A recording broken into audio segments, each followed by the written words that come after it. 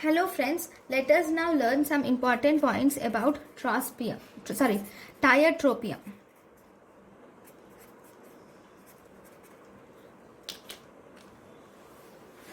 Tiatropium shows selectivity to M1 and M3 receptors.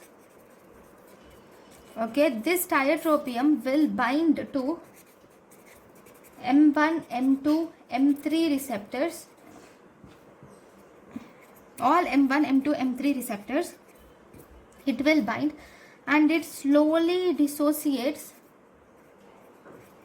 from M1 and M2, M3 receptors.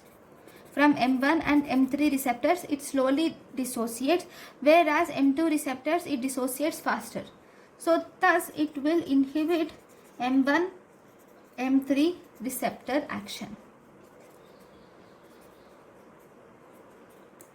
Okay, so tiatropium has selectivity for M1, M3 receptor, whereas the other drugs of the same group like ipratropium bromide or atropine methyl methonitrate, okay, these have no selectivity.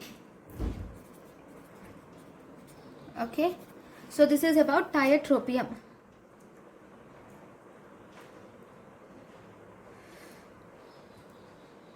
Thank you for watching.